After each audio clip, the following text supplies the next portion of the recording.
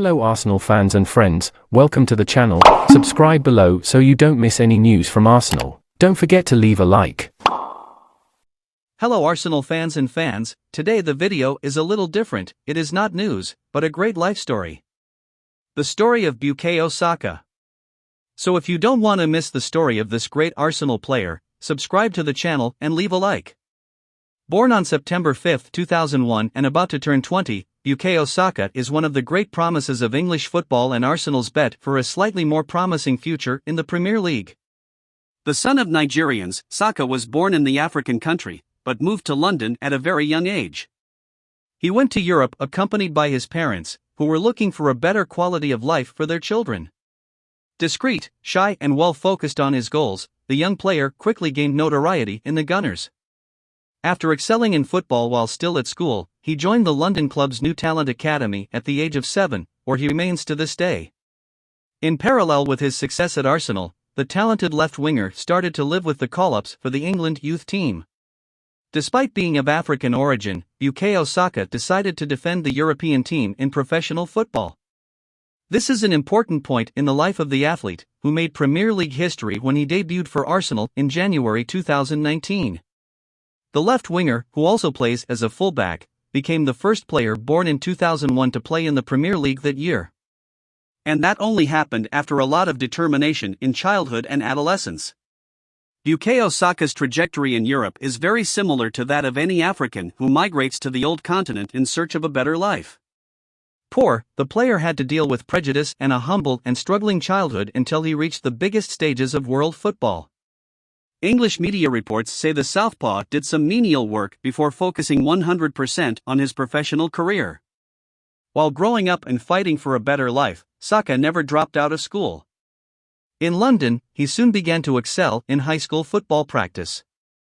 Alongside his activities on the court, Saka was a quiet, discreet and determined child. He wanted to pursue a career in sports, but that didn't stop him from getting good grades. At least that's what a teacher at Greenford High School tells us, the school where Bukayo Saka studied. In the 7th year, we lost the final of the Ealing Borough Trophy 4-3, and Saka, missed a lot of chances. It was very different from what it was in that game. I remember him leaving the field, feeling like it was all his fault. He said to me, "I will never play football again."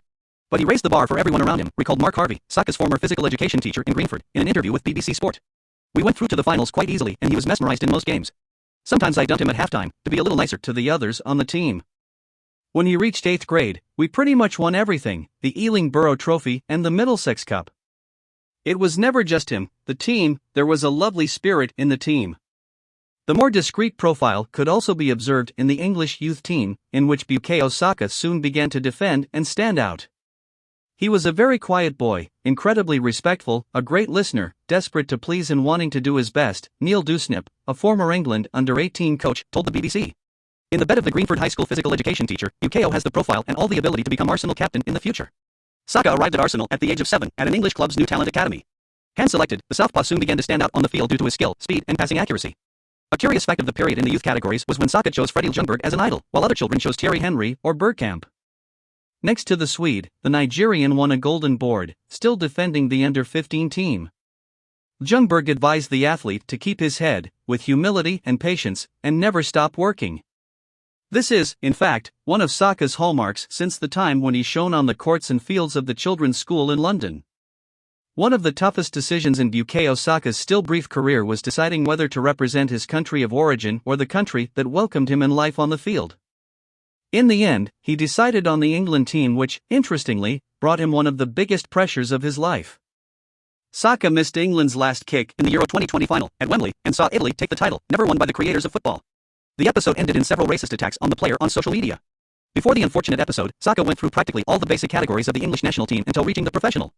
This must have weighed on his final decision for the top team, in addition to the quality of the English team in relation to Nigeria. But he insists on keeping in touch with his essence. "I feel like I'm very, very proud of my Nigerian heritage," Saka said when he chose England. "I always watch Nigeria games when I can, and I wish them all the best all the time. But I have seen the process of how England is transforming, and I think in the future they will do great things. I think I did the right thing in choosing England," he pointed out. So Arsenal fans, what did you think of the story of Bukayo Saka? Leave your comment and tell us what you think. A big hug.